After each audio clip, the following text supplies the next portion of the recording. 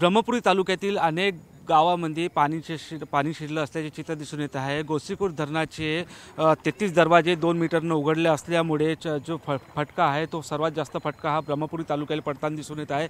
अनेक गावाचा संपर्क तुटला असल्याचे चित्र दिसून येत आहे। मी ब्रह्मपुरी शहरालगत असलेल्या भागामध्ये आहे। या भागातून हा जो नदी वाहते त्या नदीतून जो प्रवाह निघत आहे त्याच्यामुळे अनेक 5-6 गावाचा संपर्क या भागातून तुटला असल्याचे चित्र दिसून येत आहे। त्याच्यामुळे अनेक शेती हे पाण्याखाली गेली असल्याचे चित्र देखील दिसून येत आहे। या पुराचा फटका वरचा पाऊस नसला तरीही जो इडाई गोसीखुर्द धरण आहे त्या गोसीखुर्द धरणचे 33 दरवाजे उघडल्यामुळे वैनगंगाच्या जो नदी पात्र सोडली आहे त्या नदी पात्र सोडल्यामुळे हा पाणी संपूर्ण ब्रह्मपुरी तालुक्यामध्ये शिरत असल्याचे चित्र दिसून येत आहे। पुढील काही तासात जर अशीच परिस्थिती असली तर ब्रह्मपुरी तालुक्यामध्ये मोठ्या प्रमाणात पूर परिस्थिती निर्माण होऊ शकते आणि वरचा पाऊस जर आला तर अजून त्याच्यापेक्षा बिकट परिस्थिती होऊ शकते। सध्या ब्रह्मपुरी तालुक्यामध्ये पाऊस नसला तरी हा जो गोसीखुर्दचा पाणी आहे तो गोसीखुर्दचा पाणी या वैनगंगा नदीला असल्यामुळे ही संपूर्ण परिस्थिती निर्माण झाली असल्याचे चित्र या ठिकाणी दिसून येत आहे। या ठिकाणी आपण बघू शकतो अनेक नागरिक या ठिकाणी ही पूर बघण्यासाठी आला आहे, कारण की ज्या भागामध्ये पूर आला आहे ते अनेक नागरिक या ठिकाणी पूर बघण्यासाठी आले असल्याचे चित्र दिसून येत आहे। सध्या काही गावकरी आहे आपल्यासोबत, त्यांच्याशी जाणून घेऊ काय पूर परिस्थिती नेमकी निर्माण होत आहे या भागामध्ये, किती गावाचा संपर्क तुटला आहे।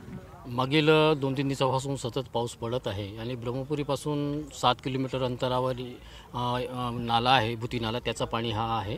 आणि या भागामध्ये पारडगाव असतील, बोडेगाव असतील, सोनेगाव आहे, बोडेगाव आहे, असे 4-5 गाव आहेत। हे 4-5 गावाचा संपर्क ब्रह्मपुरीशी तुटलेला आहे।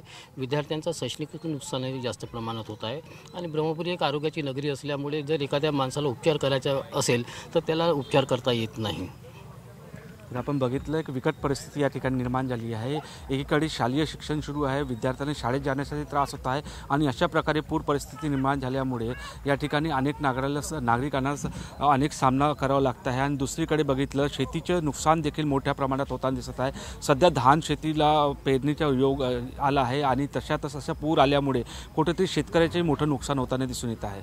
कॅमेरामॅन अनिकेत दहाटोंडेसह मी निलेश दहाट, TV9 मराठी, ब्रह्मपुरी, चंद्रपूर।